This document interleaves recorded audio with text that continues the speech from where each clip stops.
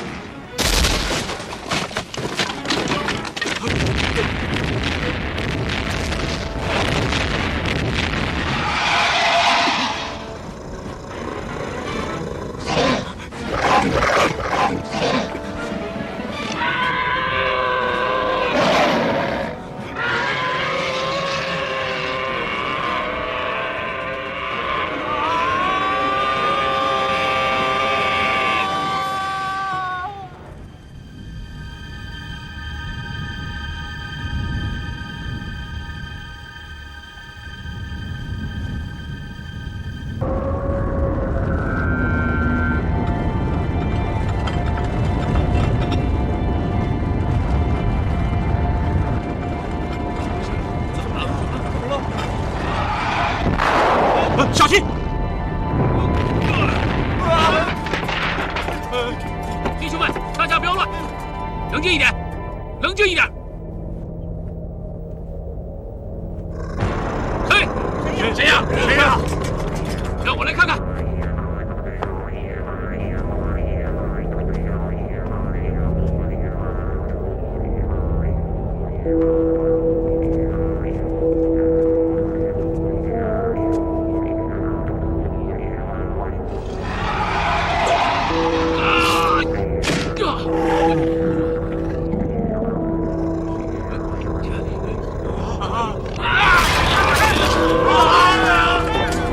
各位兄弟，都别动！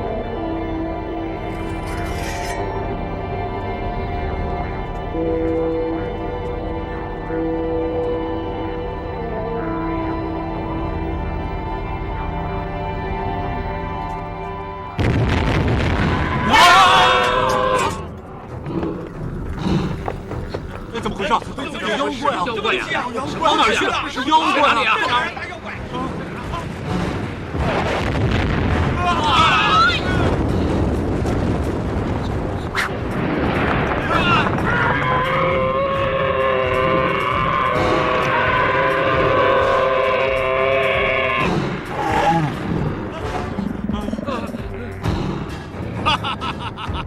凭你们几个就想去救岳飞，不自量力！金羽蛇魔，不错，你受死吧！上！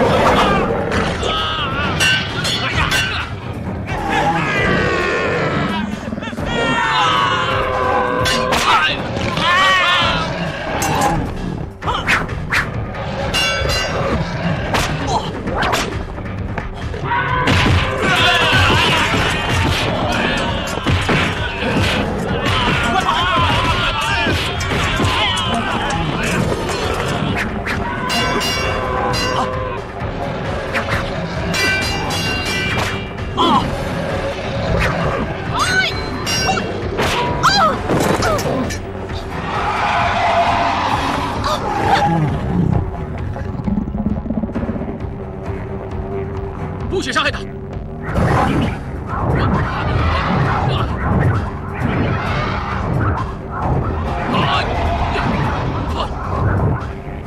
易前辈，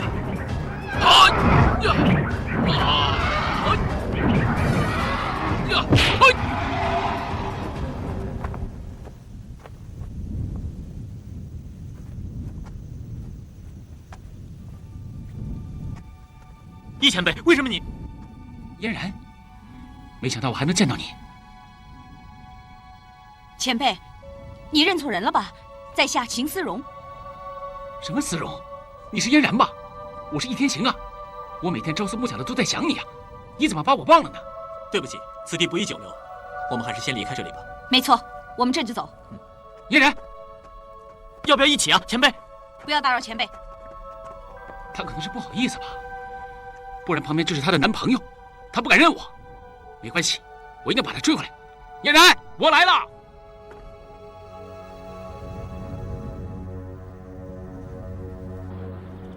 真是可惜啊，不能一刀把那条害人大蛇斩死。错，生亦死时死亦生，死亦生时生亦死，生生死死死死生生，生与死死与生，有时候没有分别啊。废话连篇。绝非啊，你想想，既然那条巨蛇生与死都没有人知道，我们何不回到客栈，再跟各路英雄说，那条巨蛇已经被庄主你砍死了？一则可以巩固你的江湖地位，二则可以巩固人心，让大家可以专心救岳元帅。你意下如何呀？现在说什么也没有用，已经来不及了。为什么？那马帮主趁你不在搞内讧，他自立为盟主，把所有的人都带走，说是去救岳元帅，气焰十分的嚣张。我咽不下这口气，所以我留下来了。所以师傅说要随易大哥去救岳元帅，还未请教诸位尊姓大名。贫道太虚子啊，这几位是我的徒儿，你们自己去报上自己的姓名。于代言，画符的。张松溪，哭丧的，这位是我大师兄。宋远桥，吹唢呐的。你们是戏班子啊？差不多，哪儿有出殡的，我们就在哪儿有演出。啊，办法事，发死人财的。失敬，你什么时候死啊？什么？诸位，时间已经不早了，我建议大家明早出发。各位意下如何？好，一切都听易大侠的，我们师徒几个都听易大侠的安排，请。你那个痴情的朋友又来找你了，你不要乱讲。就在你背后80步之外。不可能。50步。不可能。28步。不可能。18步。说笑。8步。不可能。您现在转身，鼻子会撞到他门牙。不信。我们又见面了。你为什么要跟着我呀？这就缘分呐。我是随路乱走的，没想到老天爷让我再见到你了。只有一条路啊，沿着那条路走，一定会遇到的。关天什么事啊？姑娘，你慢走啊，我有很多话想跟你说。我早跟你说过，我不是你要找的那个人。没关系嘛，我们可以慢慢培养感情嘛。没这个必要。你不要离开我嘛。你别再跟着我了。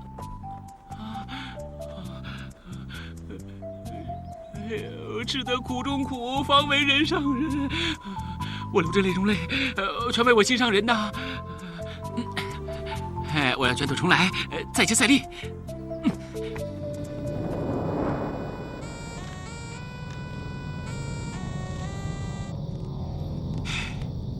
宝贝儿啊，宝贝儿，可恶的易天行斩断你的尾巴，一定疼死了。你乖乖的出来吧，让我见见你，大哥一定会帮你报仇的。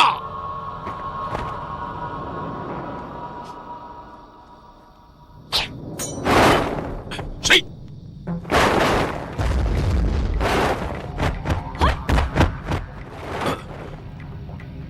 眼神差了点，手脚慢了点，还是回去再练2天吧。哎呀！血奴，你这个混蛋！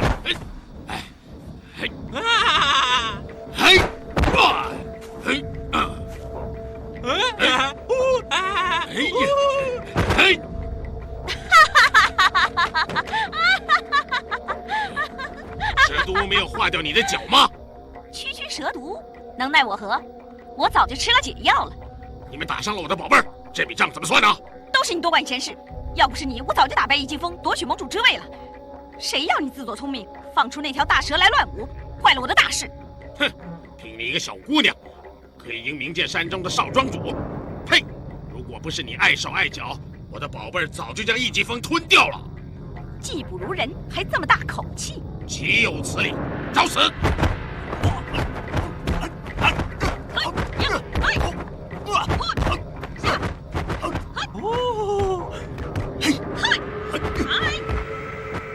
你们总是这么打来打去的，有什么意思呢？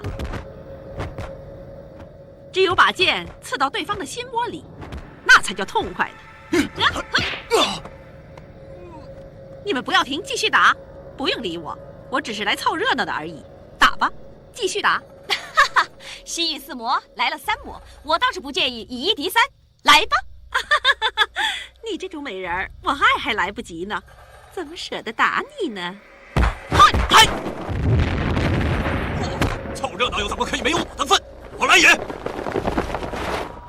红娘，他不爱你，我爱你，怎么样？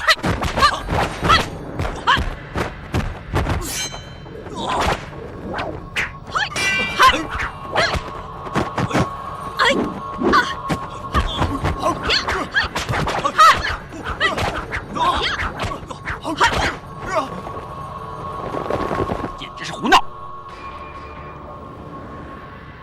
属下不敢。秦丞相委我重任，瓦解江南义军，你们几个都是来帮我忙的。可是现在大事未定，你们却掀起内讧。如果被丞相知道了，定会怪罪我办事不力，到时候你们也没有好日子过。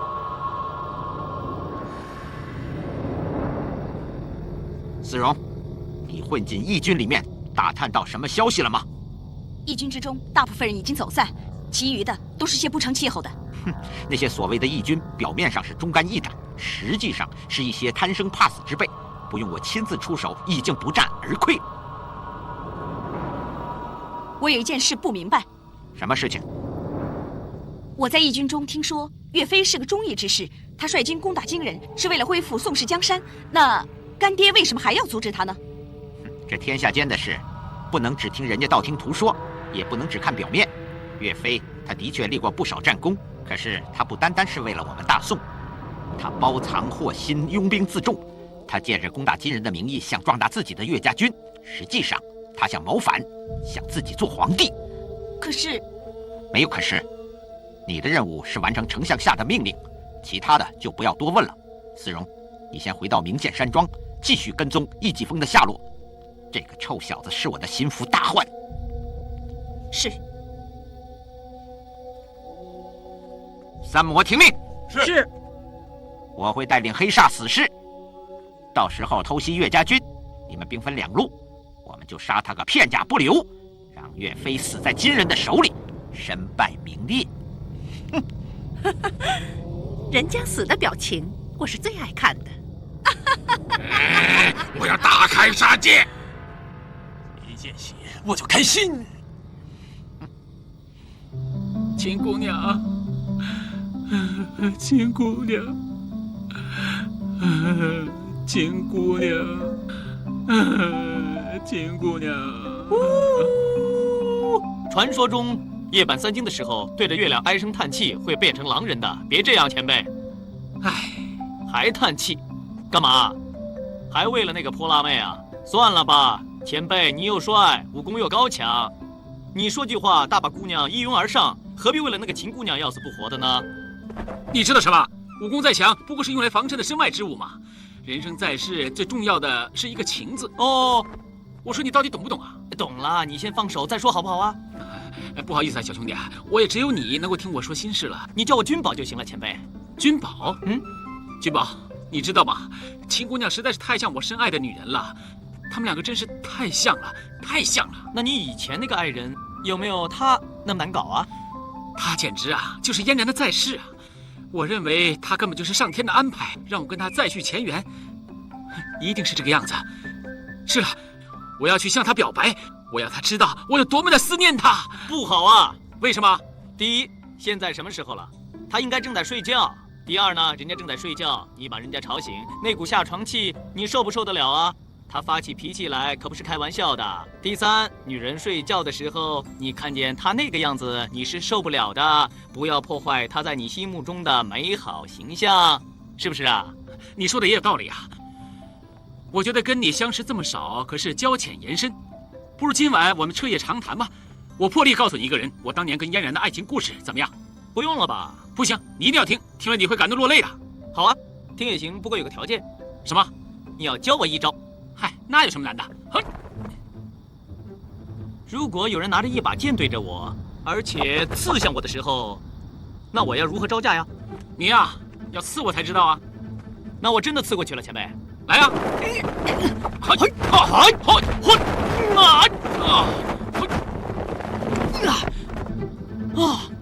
开眼界啊！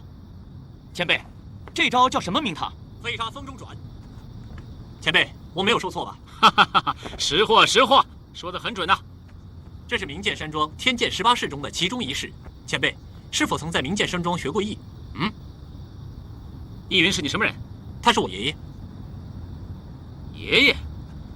易天凡是你爹了？对啊。好，哈哈哈哈！你果然是一表人才啊！前辈，你的意思是什么？不要再问了，问我也不会告诉你，就当我是在明剑山庄偷学的吧。前辈，我不是这个意思。不要再说了，明剑山庄根本就是沽名钓誉，不值得一提。前辈，哎，少说一句嘛。今天明月当空，我们不如把酒言欢，切磋武学，好不好啊，前辈？你自己切磋吧，我没有心情。哎，前辈，都是我不好，又得罪人了。这不关你的事。他这个人就是这么奇怪。不过他那招什么，真是厉害啊！飞沙风中转。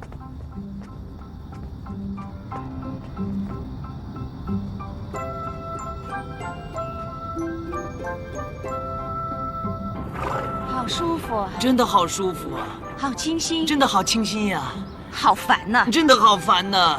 你干嘛要学我？哎呀，晒晒太阳，好好伸一个懒腰就学你。一大清早，每个人都在学你啊！走开！这条街是公用的，我也有权用啊。要站也不能站那么近，近一点也是公用的。再近就别怪我不客气。再近一点也是公用的。你以为我不敢动手？怎么站都是公用的，打我啊！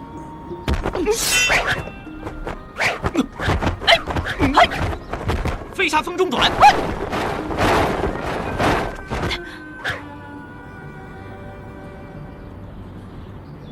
秦姑娘，前辈，你那招飞沙风中转真的很厉害啊！你有没有受伤？你太过分了！原来是你教给他的。我教他的时候，不知道他会拿来对付你啊！你们俩是一伙的，我不会放过你们的。君宝，你干嘛拿我教你的武功对付我的心上人呢？谁是你心上人？我觉得一看到你呀，我就已经决定跟你一生一世永不分离了。你有病！对，我是有病，我已经得了相思病。秦姑娘，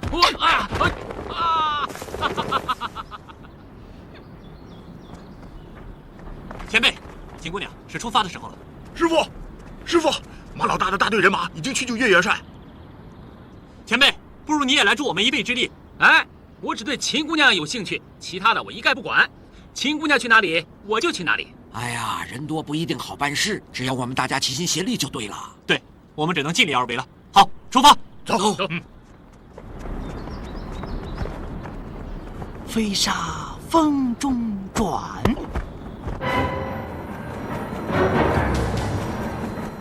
加快脚步，我们要比易疾风先救出岳元帅，快！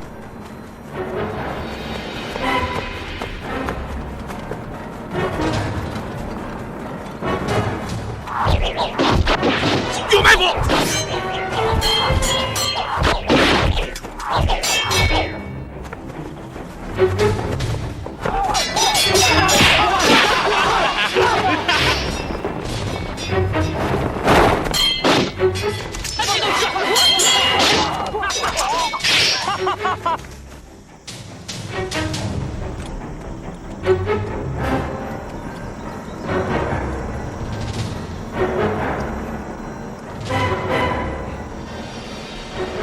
前辈啊，小心看路，不要只看人呐。你放心啦。这个倚天行武功高强，留在这里一定碍事。哎呦，秦姑娘，你怎么了？我突然肚子疼。怎么会好端端的肚子疼啊？秦姑娘，不如你不要上路了吧？是啊，让我送你回黑风镇去，我给你找个大夫看病啊。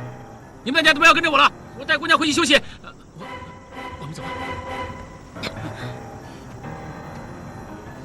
哎，早不疼晚不疼，要等到上路才疼。好了，别多说了，时间不够，走吧。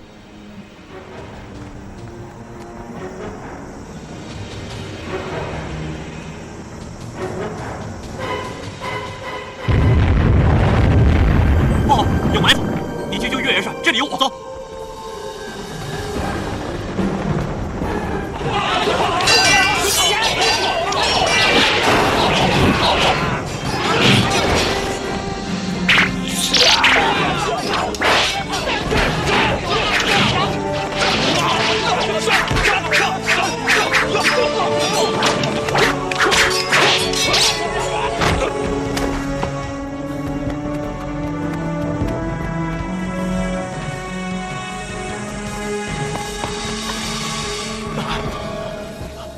师傅，我看没有人追来，这个地方应该安全了。有人知道岳将军在哪儿吗？哎呀，危急时刻，易大侠寄希望于我们却一筹莫展，难道真是天王大宋吗？金宝，你们在这儿啊？哟，这狗仔啊，你飞得高飞得远，你帮我们飞上天，看岳将军在哪儿啊？想找岳将军，跟我来啊！你知道他在哪儿？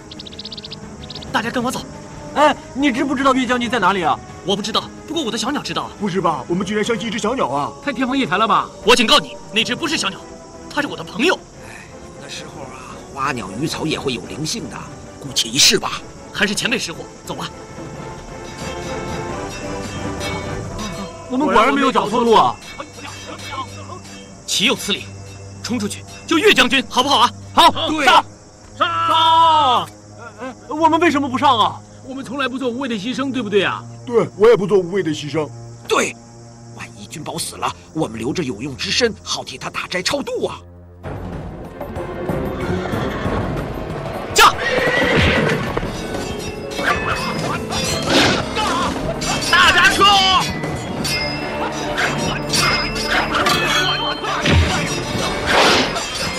保护元帅，快！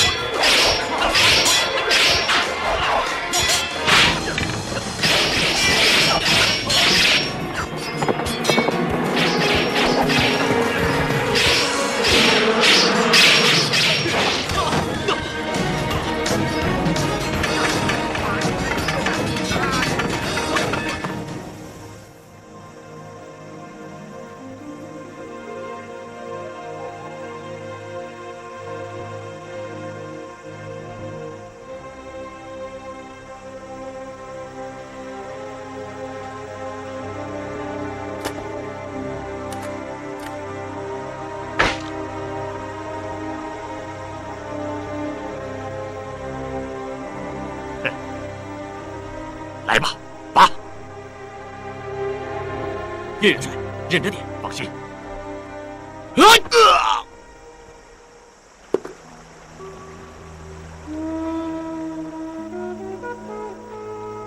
小兄弟，你冒死相救，岳飞感激不尽。岳大将军，我什么都不懂，不过我听人家说，如果你回朝的话，肯定是九死一生。为什么你还要回去啊？我不能不回朝。皇上已经下了11道金牌，召我回去。我如果不回去，就是抗旨。明知死定了，你还要回去？小兄弟，你仔细想一想，如果我不回去，人家会怎么说我？说你抗旨，说你是叛国贼。不错。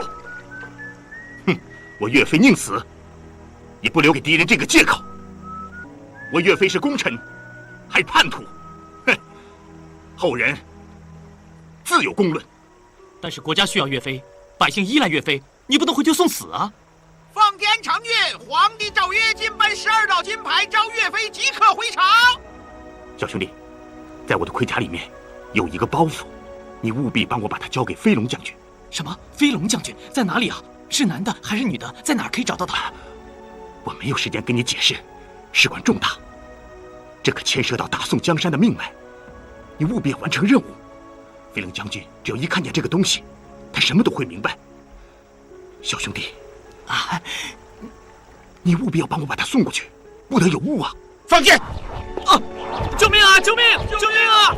岳飞，竟敢抗旨，休怪我对你不客气。哼，我西八连这就跟你们上路。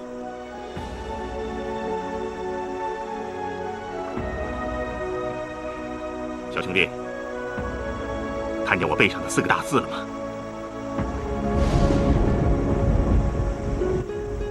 看到了，念给我听听。精忠报国。精忠报国。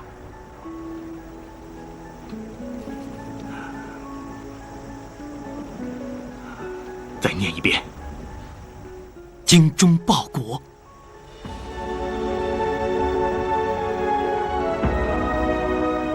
精忠报国。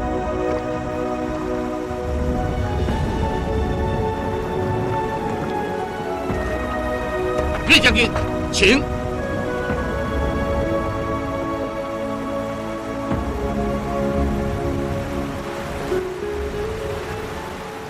岳大将军，放心吧，张君宝答应了你，一定做得到。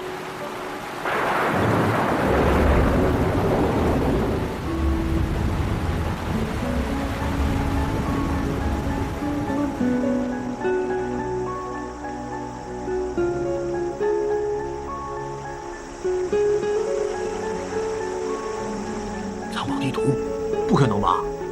黄金兵书，不可能啊！肯定是武功秘籍。地图，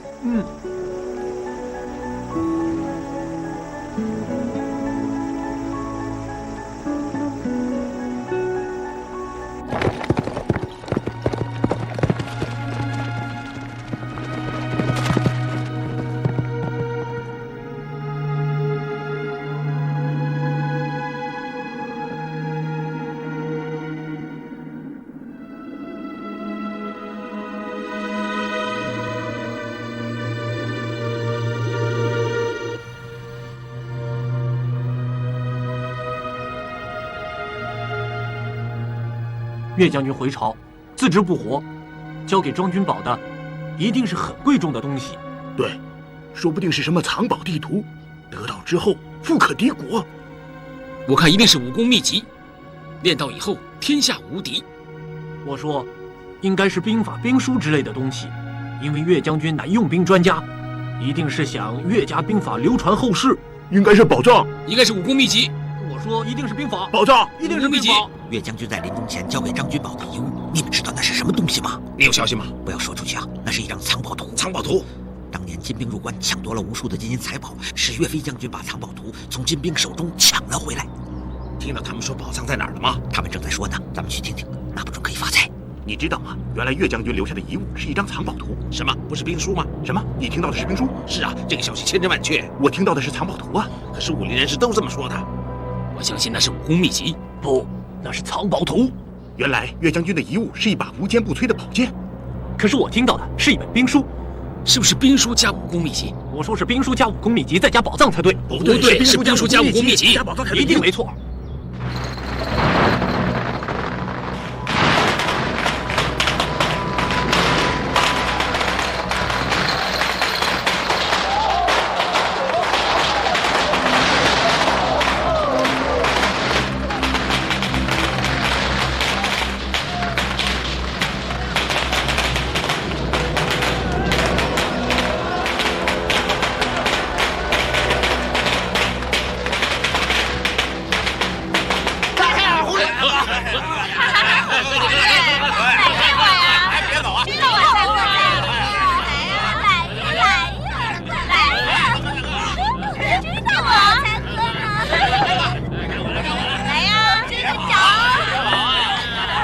你们玩够了没有？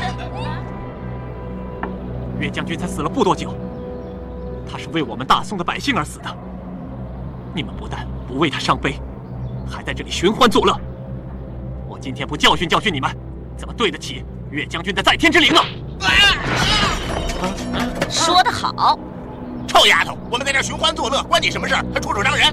来了这么久，只看见你们在这儿花天酒地、醉生梦死，从来没有听过一句义正辞严的话。易大侠，就让我们打个痛快吧。好。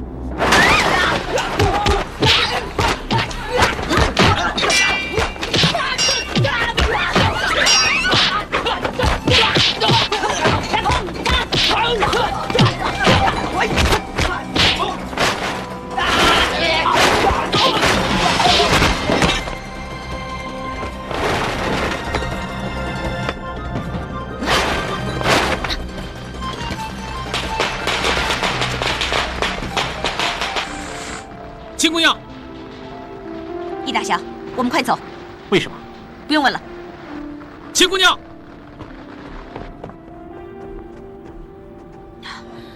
哎呀，终于把他给甩掉了。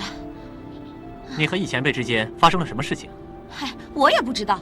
自从黑风镇一役之后，他就一直跟着我，走到哪儿他跟到哪儿，像个冤魂一样。我看他是喜欢上你了。硬说我长得像他以前的爱人，真是受不了。他是个情痴啊。我看他像个疯子，这一路上想甩都甩不掉。刚才真是多亏你了。不用客气。之后你有什么打算？不知道，我只是怕他再追过来。不如这样吧，若不嫌弃的话，你可以到明剑山庄来小住几天，再做打算。这样可以吗？当然可以了，我爷爷是个很好客的人，你放心吧。那就恭敬不如从命了，真是多谢了。我怕他会再追过来，咱们还是快走吧。好。飞龙将军，谁是飞龙将军啊？天大地大，我要去哪儿找啊？哎呦，师傅，我肚子疼，我上个茅厕。这很简单啊，飞龙将军顾名思义，他是个将军，我们到军营上去找。我看是个火头厨师才对啊，一定要问问厨房的小工。到时候我们去问问岳元帅的老部下，这事儿能一传十，十传百，我们不就很快解决问题了吗？当然不行了，如果有人想冒充飞龙将军怎么办呢？再说了，如果可以那么张扬，元帅就不用那么神秘，那么紧张了吗？小二，有没有一个叫张君宝的投诉啊？没有。江湖上传说呀，张君宝的手上有岳元帅的遗物，还说遗物好像是至高无上的武功秘籍，也不知是真是假呀。空穴来风未必无因，是真是假都好，只要尽快找到张君宝，叫他把遗物交出来。这两个是华山派的人，各大门派都在这里抢遗物，莫名其妙。哎，掌柜的，有没有一个叫张君宝的来投诉啊？没有啊。怎么又是黑狗寨的人？不好惹啊！我一定会重金赏给你。是，什么时候武功秘籍又变成藏宝图了？你在干什么，张君宝？张君宝，师傅，我们一定要找到张君宝。对，你们看到张君宝没有？没有。我们太虚观也在找张君宝。对呀。你们真的没有看见张君宝吗？没有。我们真的没有看见张君宝。没有。找我们走。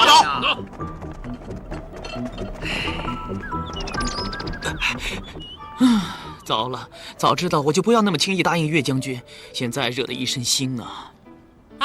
那么没志气，算我不认识你，吻你一口。哎呦，男子汉大丈夫，说得出做得到，无论上刀山下油锅，我都要为岳飞岳大人找到飞龙将军为止。这样认不认识我啊？这样才像话嘛！那我就封你做我的偶像了。偶像还谈不上，找我做你的榜样，这还差不多。我晕了。小子，不要再装晕倒，我可要出绝招了。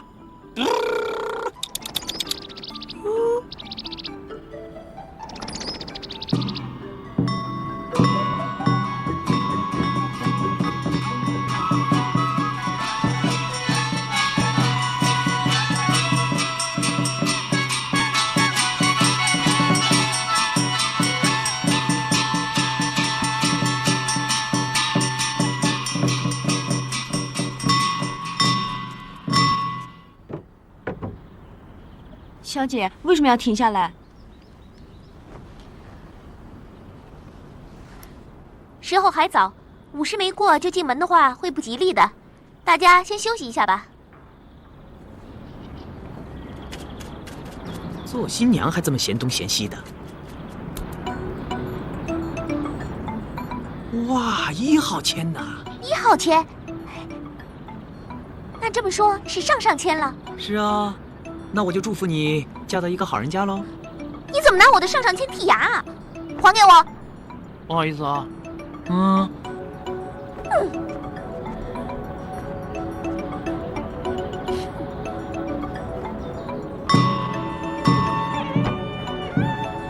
新娘好年轻啊！何止年轻啊，还挺漂亮的呢。瞧你不但没钱，连个老婆都没有。人家张涛家里家财万贯，再娶几个妾都可以。张涛不就是我爹吗？我爹娶妾，那他不就是我后母？那我娘不就很惨了？我不要当拖油瓶！哇，怎么那么多乞丐啊？喂，大哥，怎么那么多人挤在门口啊？今天张家纳妾，张老爷大发善心派米，我们都是在这等派米的。吓了我一跳，我以为我们家里变成丐帮总坛了。站住！我急着找我阿娘，别挡着我啊！谁是你娘？张家大少奶奶不就是我娘吗？她没有告诉你们吗？胡扯，从来没见过你。滚开！你们信不信？不信。那你们呢？能。大哥，是我。进来。大哥，恭喜你啊！今天是你纳妾之时，小小礼物，请你收下。大哥，今天是您的大喜日子，是什么事情惹您不开心呢？我问你，秦丞相要杀岳飞的时候，你为什么不提早告诉我？原来是为这件事情啊！岳飞他不识时务，所以他死不足惜吗？什么死不足惜？岳将军忠心报国，可以撑得住半壁江山。你们残害忠良，百姓会痛骂你们的。我只知道替丞相办事情，其他的事情我一概都不过问。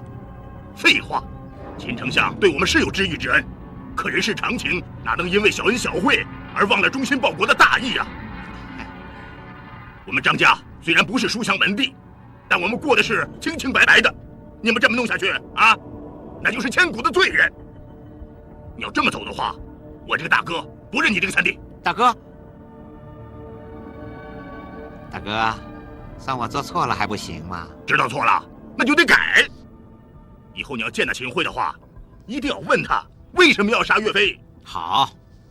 再有，以后秦丞相要和别的将军有什么隔阂的话，一定要阻止他，知道吗？知道了。我以后一定按照大哥您的意思去办，这还不行吗？大哥，那这点小礼物您赶快收下，我就先走了。我说的话你要记住了。记住了。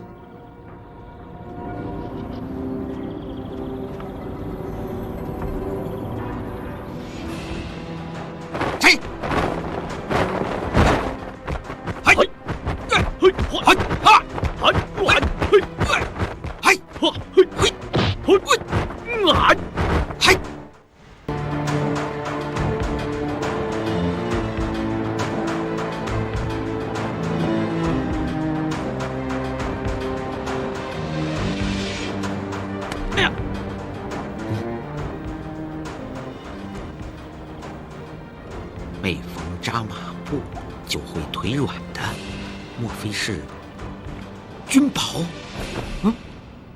莫非你就是我爷爷的媳妇儿的公公的儿子的叔叔三叔啊？君宝，三叔，君宝，哎，好久不见了，你长大了，而且功夫也有所长进。刚才我险些要败在你的手下呀！嗨，我这些三脚猫的功夫哪比得上三叔啊？哎，我先去找我娘啊！哎，君宝，听说最近江湖上的黑白两道都在找你，究竟是什么事啊？啊？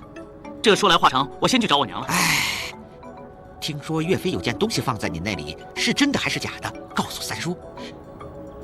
三叔帮你保密吗？你不相信我？信呢，当然相信三叔会保密啊。那就讲啊。不过我答应了别人要保密，所以一样不能说。岳飞真的没有看错人，我从小就知道你绝非池中之物。等三叔有时间再多教你几招，怎么样？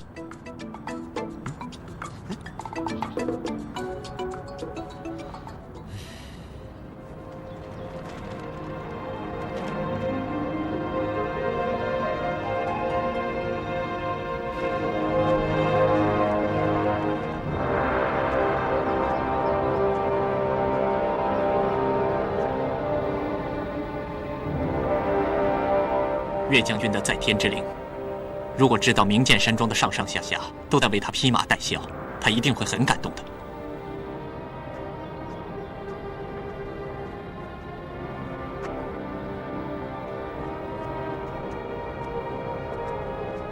少庄主。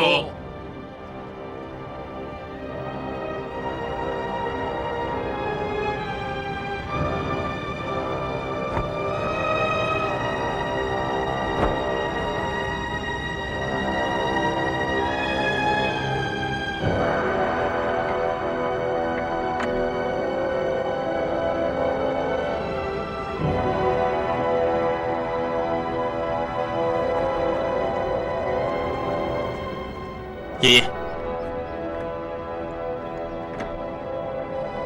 将军，你虽然壮志未酬，已被奸人所害，不过义云答应你，只要依稀尚存，明剑山上下一定会完成你的志愿，驱逐金人，还我河山。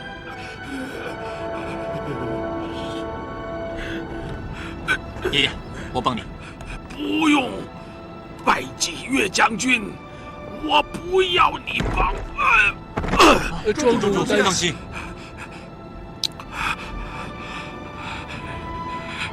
岳将军在天之灵得以安慰，岳将军在天之灵得以安慰，岳将军在天之灵得以安慰。这次营救岳将军的行动失败了，都是我计划不周，才让秦桧这个奸贼有机可乘。爷爷，我向您请罪。秦桧这恶贼欺君瞒上，陷害忠良，人人得以诛之。不过，我怎么能全怪你呢？所谓谋事在人，成事在天。这次你已经尽力了，可能宋氏当遭此劫呀！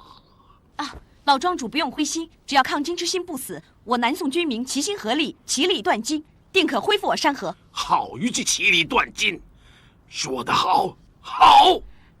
小女子大言不惭，老庄主见笑了。要成就大业，就得有这种气概。我喜欢呢。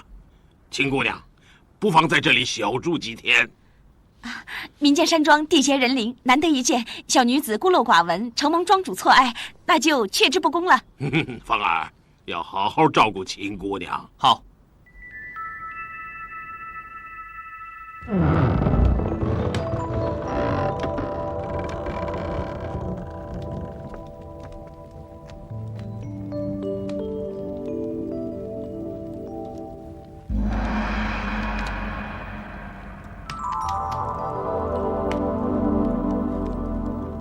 这8把宝剑是山庄的镇山之宝，也是明剑山庄的象征。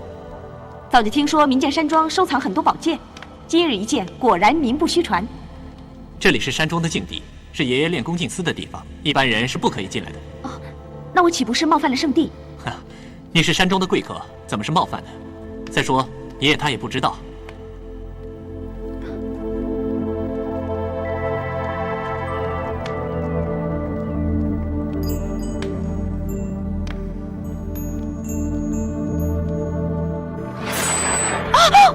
小心，没事吧？怎么会是这样？爷爷曾经说过，如果内功不足的话，是无法驾驭这些剑，而且会被剑弄伤的。怪不得，我从来没有遇过这么强的剑气。我希望有一天能够驾驭它们。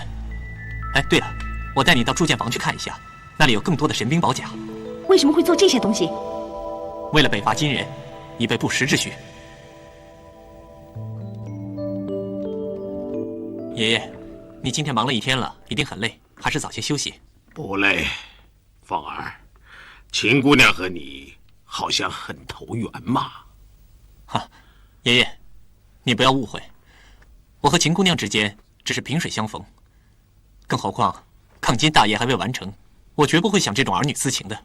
说的也是啊，怪你生在乱世，心思要放，也该放在抗金大业上。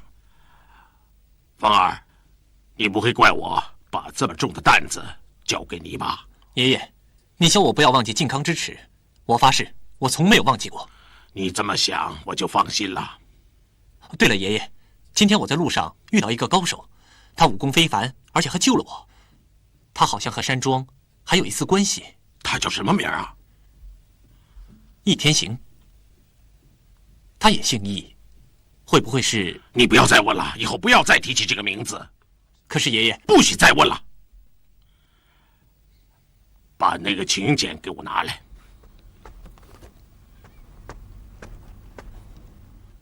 爷爷，张涛纳妾让我去喝喜酒，我想让你带我去走一趟。可是爷爷，你不是最讨厌这种事情吗？江湖盛传，岳将军临死之前把一样重要东西交给了张君宝。张君宝，借此他父亲纳妾，我想让你趁此机会去探探虚实，看这东西是否在张家。秦桧也会浑水摸鱼，万事你要小心为上。好，我知道了。不错，我之前派了那么多人到处去打探消息，结果一事无成。你只用了短短几天的时间，就能把这山庄的地图搞得清清楚楚，真不枉我对你的一番苦心呢。当然了，你什么时候让我办的事，我办得不好呢？难怪常言道英雄难过美人关，这美女一出现，真是手到擒来。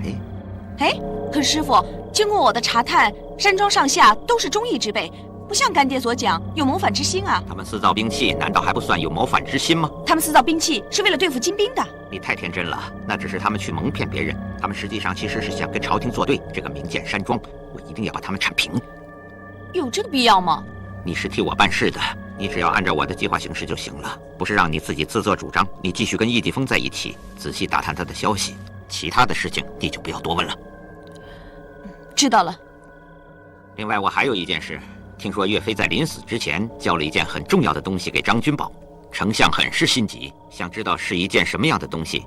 听说还关系到我大宋的国脉，所以我要你赶快的把它尽快的查清楚。是。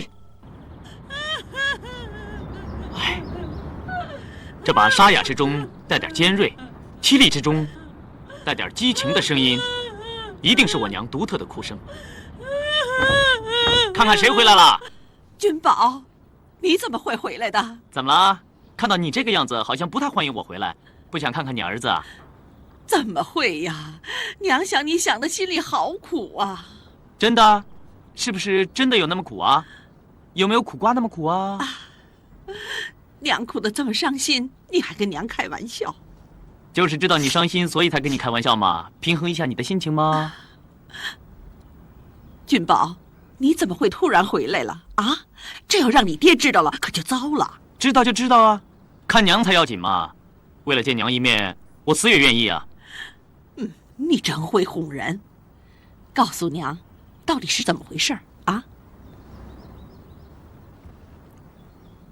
本来我不打算回来的，不过今天在村口听到个消息，说爹要娶个妾室，是不是啊？你不知道我有多伤心。你爹纳妾，我不能拦他呀。那你哭又怎么样啊？你哭他还是要纳妾啊。你不是我，你不知道我有多伤心。哪个女人愿意和别人分享自己的丈夫？而且那个女人她才20岁呀！20岁？20岁？20？君宝，你怎么也不听娘的话了呢？君宝，哎，请坐，请坐，坐这儿。哎，这儿可是水上一条龙，互相认识啊。大哥，我有件事情跟你商量一下。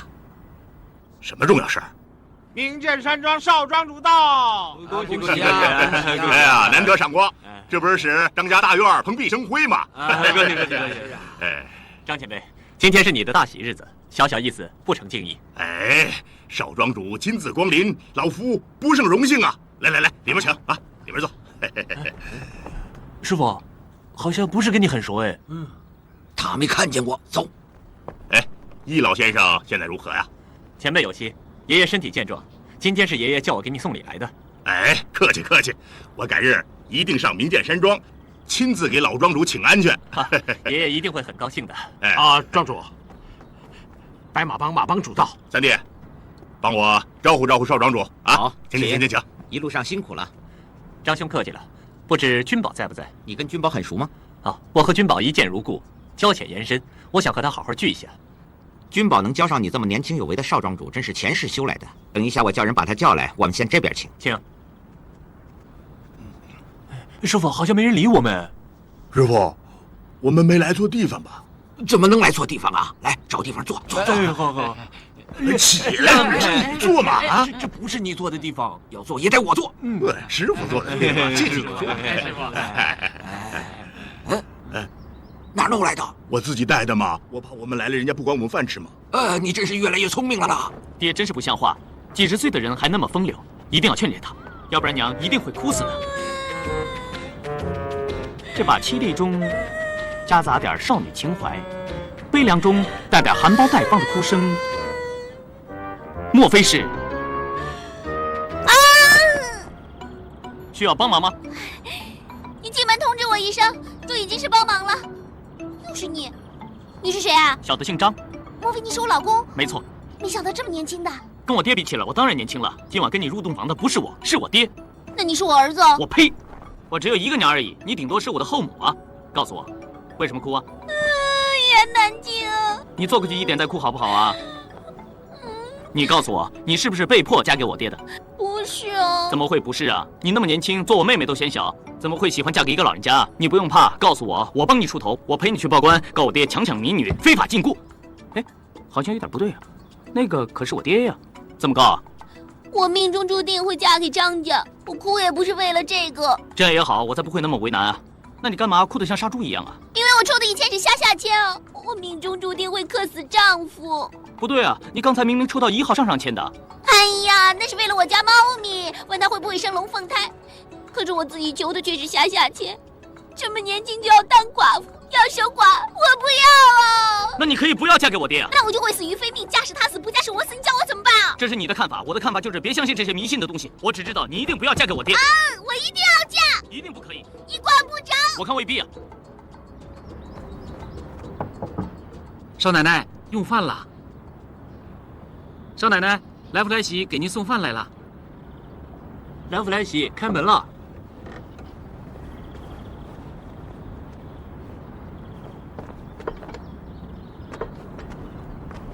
少奶奶，可以用饭了。少奶奶，少奶奶不见了！通知老爷，少奶奶不见了！什么？少奶奶不见了！少奶奶不见了！少奶奶不见了！胡闹！岂有此理！大哥，你找我啊？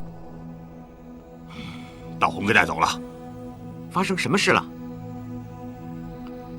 君宝什么时候回来的？说，为什么不告诉我？大哥，到底发生什么事了？这是君宝留下的信，是他把道红给带走的。君宝不会那么大胆。自己看。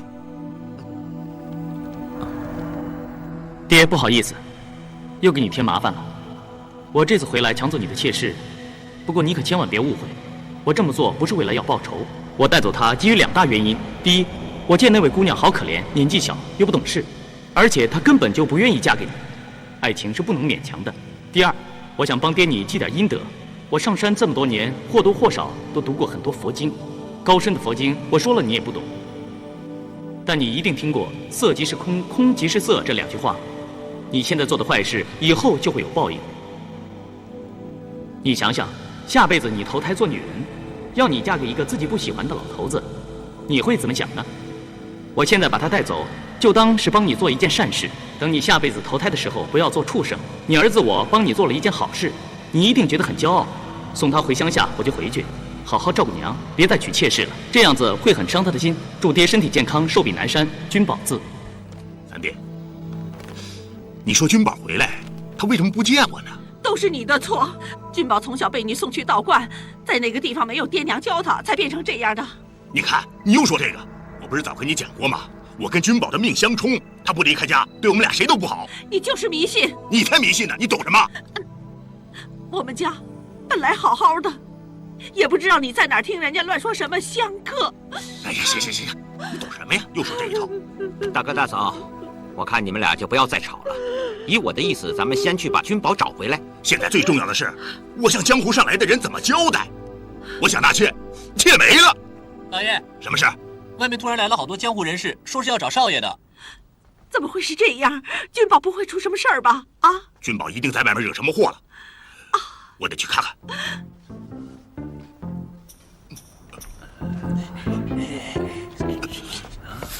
是否刀啊？有剑呢，危险。我看今天这里有点悬，八成要出事儿。走，出去透透风。好。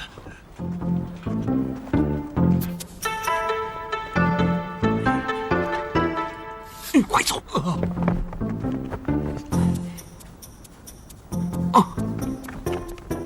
易公子，哦，道长是贫道太虚子，太虚观首徒宋远桥，徒弟于太炎，徒弟张松溪。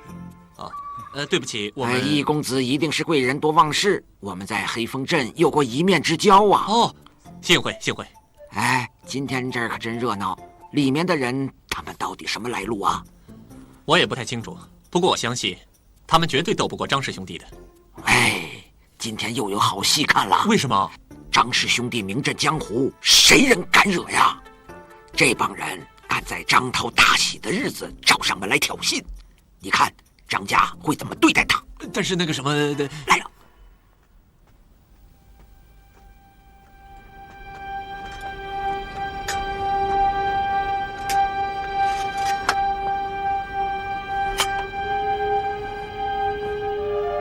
各位大驾光临，张涛有失远迎，还请江湖各界人士谅解。别在那咬文嚼字了，我们这些兄弟都是道上的兄弟，没念过几天书，你说的这几句话，我们有80%都听不懂。对不起，今天是我们张家喜庆的日子，你们不是来喝喜酒的吗？很惭愧，我的喜事延期了。我才不管你办喜事不办喜事。那你们来我们张家目的是什么？好，开门见山，有话直说，我们是来找人的。哎呀，原来你们这些人到我们张家不是来喝喜酒的，是要找人。那说说找谁吧。我们是来找张君宝的。找我儿子干什么？把他叫出来，不就知道原因了吗？我们张家虽然不是武林世代传人，但我们在武林当中是很有声望的。你在这儿咋咋呼呼的，就不给我一点面子？给不给面子，要看你那宝贝儿子肯不肯把东西交出来。什么东西？少装蒜，把张君宝给我交出来！你跟我并没有什么交情，如果今天不是我张家办喜事的话，我早就把你轰出去了。怎么，跟我耍架的？看你有没有这个本事了！跟我撒野！狮吼功。我看你们谁还敢跟张家作对！张兄，你也想是不是？不是，我们来这儿的目的不是为了挑衅闹事，我们只是想让令公子张君宝交出岳将军的遗物而已。我儿子什么时候又跟岳将军扯和在一起了？这你难道不知道吗？我们张家向来跟朝廷没有任何关系。再说君宝一直躲在山里修炼武功，他不太可能跟岳飞扯上什么关系。是不是你们武林当中搞什么误会了？误会不误会？只要你们张君宝出来，事情不就真相大白了吗？他不在家，我这一段时间也正在找他呢。君宝到底跟岳飞那个钦差犯人扯上什么关系了？听说岳将军在班师回朝之际，将一件很重要的信物交于你家张君宝。什么东西？可能是一张藏宝地图，也可能是武功秘籍，当然也可能是岳将军留下来的兵书。我问你，这3样里面到底是哪样？那就要看你家张君宝怎么说了。我们家君宝真的不在家。既然2位都说张公子不在家，我也没有理由不信。但是张公子身上带有那些贵重物品，人人都想得到，我怕从此以后张公子会惹来不少麻烦。这么说，日后碰见张兄的话，你会给他带来很多麻烦。那是日后的事，现在先找到张君宝再说。好了，既然你们大家对我儿子那么感兴趣，好了，我就麻烦大家跟我一块去找他。我跟张公子从来没有见过面，还请张兄绘制一张公子的画像。君宝今年24岁，长得一表人才，身高有6尺，是个大胖子。我记得君宝小的时候身体不太壮啊，长大了就不一样了。脸是国字脸，眉毛蛮粗的，眼睛小小的，还有一条疤痕，从下巴一直到肚脐。哇，夫人，你是不是记错了？我每个月的初1、15都会见君宝一次，怎么会记错？这画中人一点也不像2位啊！近朱者赤，近墨者黑。他每天都和那些丑陋的和尚道士在一起，自然会长成这个样子。走。师傅，他画的一点也不像张君宝。这是夫人有意维护张君宝啊。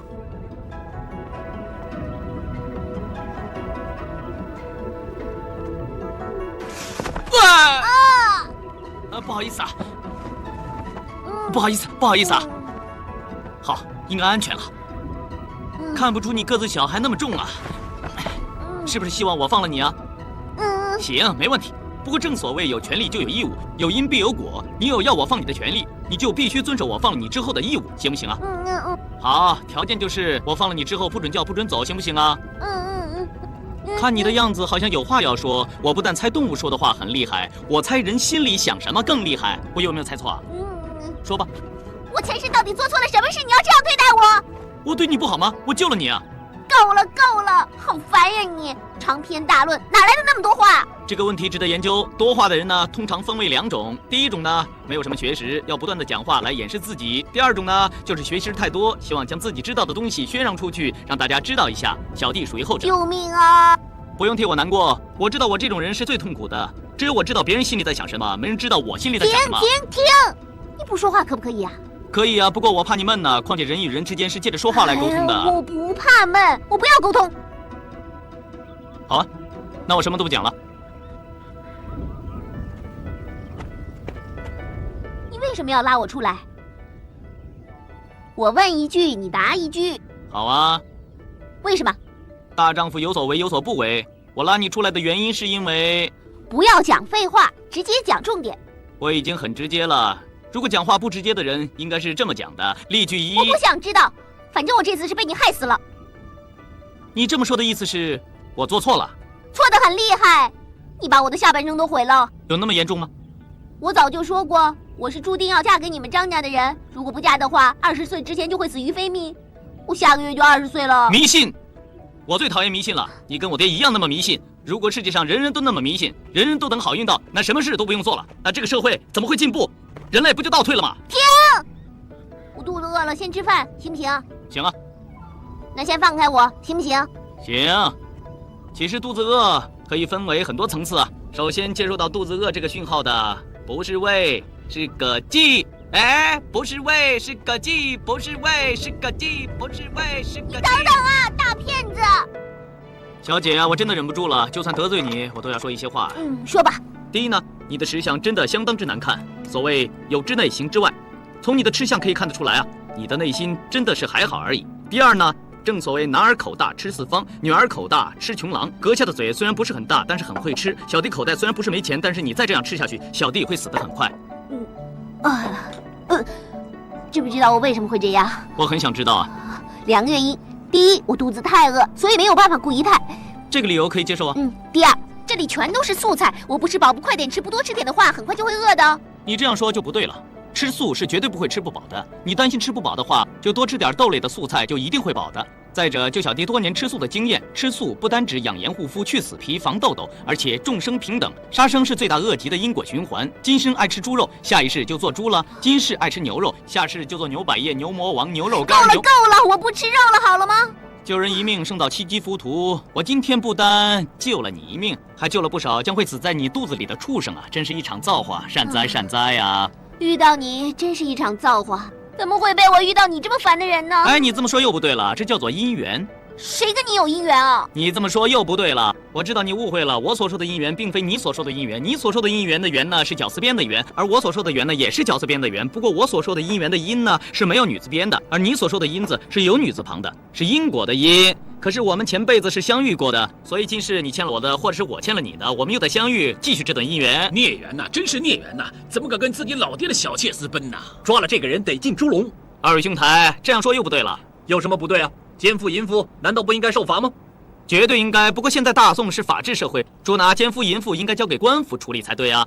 你这小子懂什么？你这么说又不对了。年纪大小跟懂得事理多少没关系，没关联，没分别。我大胆说一句，小弟懂的事情一定比二位兄台多啊。哎，你这个人还真是喜欢跟人家讲道理哦。你这么说又不对了。想当年孔夫子对学生谆谆教导，而孟子与梁惠王激辩连连，释迦牟尼跟阿难尊者雄辩滔滔，才会有那么多道理跟佛理跑出来的。你当真什么都知道？一定比你多啊。那你说奸夫淫妇在哪儿？你少撑了，你连那对奸夫淫妇都不知道是谁，怎么知道他们下落？告诉你一个发财的好机会，有人出4万两银子，要把那奸夫淫妇找出来。那这对狗男女姓什么叫什么？男的叫张君宝，女的叫明道红。你们认识他们？我认识明道红，不认识张君宝。我认识张君宝，但是不认识明道红。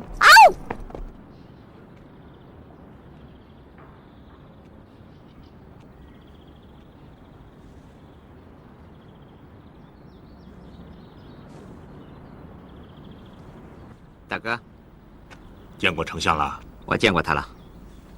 秦丞相怎么说的？他说先把君宝身上的东西拿到以后，看看情况再说吧。就这么多？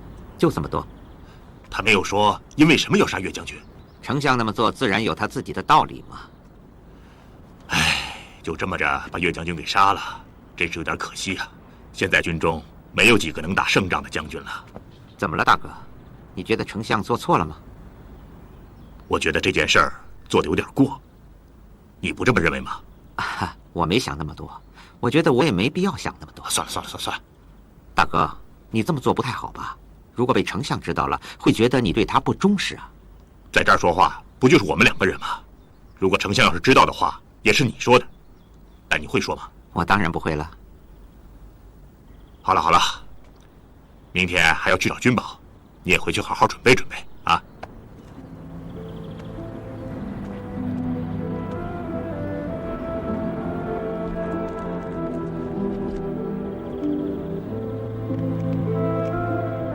老爷，这是君宝的画像。哦，老爷，你可不可以答应我一件事情？什么事儿？请你一定要照顾君宝，千万不要让他受到伤害。这次我要找到他的话，我都不知道是凶还是吉呢。无论如何，他也是我们的亲骨肉啊！怎么你连这点小事也不能答应我呢？不是我不答应你，天命难违呀。天命，你早晚被这2个字害死。生死由命，就是死了，我也没有办法嘛。要是你找到君宝，你会怎样？我要把他带回来啊。那女的呢？女的呀，到时候再说吧。那我宁愿你找不到君宝。我必须要找到君宝，而且是第一个找到他，要不然他会有危险的。为什么？你没看到刚才来的那帮人的目的吗？啊，他们要抢君宝身上的东西，会不择手段的。不到张君宝，走吧。掌柜的，2间上房。哟，二位，对不起，客满了。不会吧，又客满？这附近发生什么大事了？家客栈都客满。你真的不知道？不知道。你听说过附近有个叫清风观了吗？清风观这个烂道观又不是什么名胜古迹，怎么搞得今天客栈都客满啊？是不是突然多了很多神仙显灵，所以就客满了？有没有神仙我倒不知道，不过那里倒出现一个运财星。运财星？我跟那边很熟啊，怎么会有运财星的？别打断话题，让掌柜继续说下去。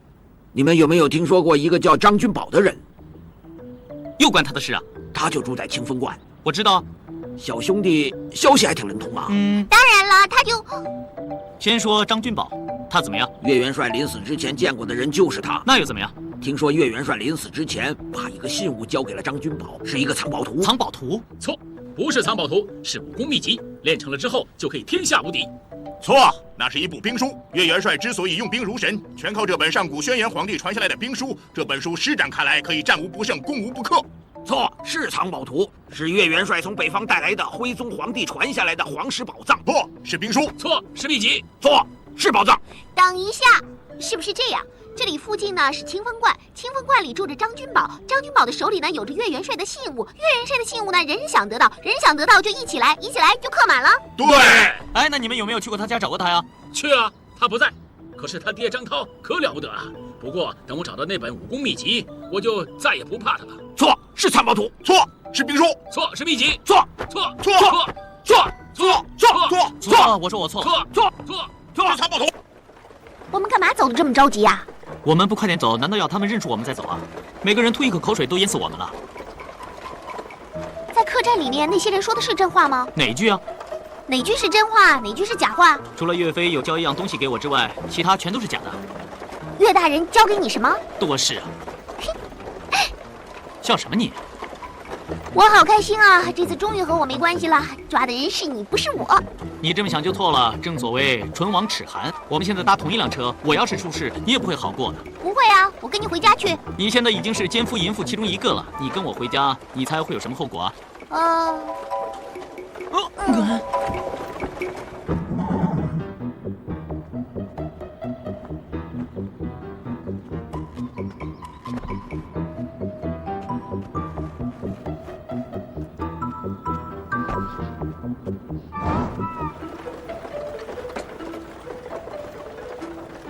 惨了，去哪儿好呢？我看现在只有一样东西可以帮我。我知道，什么？是钱。鸟。鸟？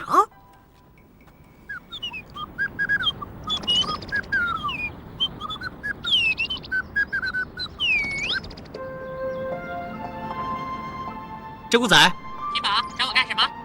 我想问你啊，我现在去哪里才是最安全的？哎，你真的会跟小鸟对话？不止啊，老鹰、鹧鸪、狐狸、老虎、九尾鸡都能聊天呢。哎，有完没完？你还没有回答我啊？其实最不安全的地方呢，只有一个。哪里啊？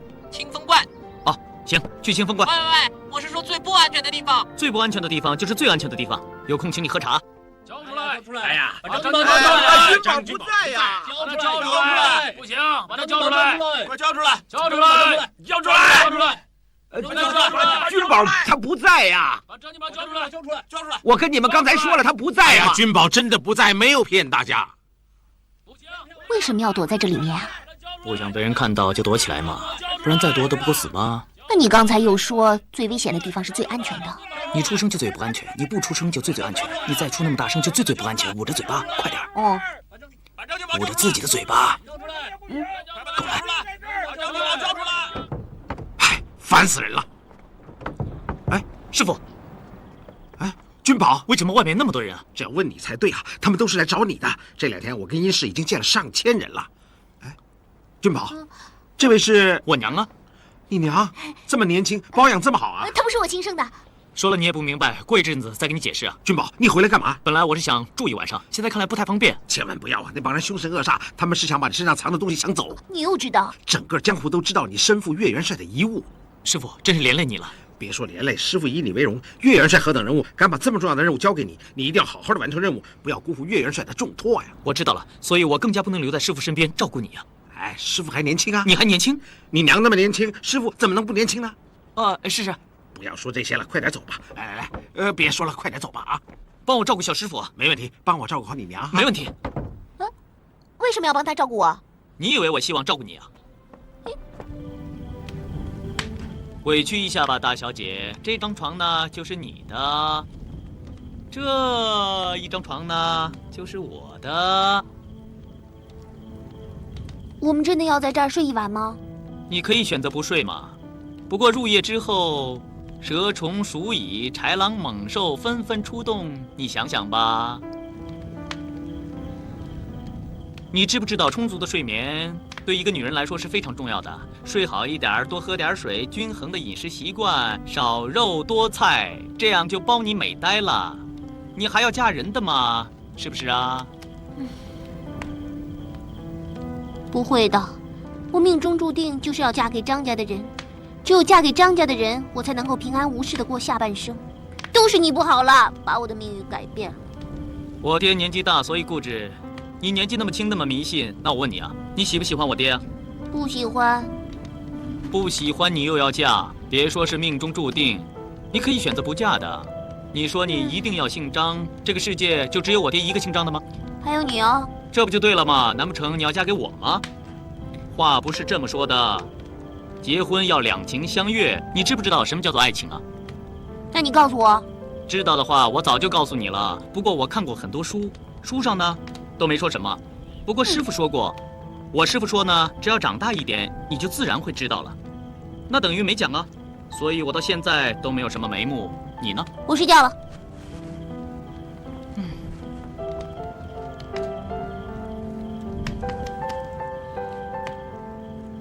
睡觉要闭上眼睛才叫睡觉，没有人睁大双眼睡觉的。我只知道猫头鹰睁大双眼睡觉，还有听说张飞也是睁开眼睛睡觉的。你知道睁开眼睛睡觉会怎么样呢？就是明天睡醒不用再睁开眼睛了。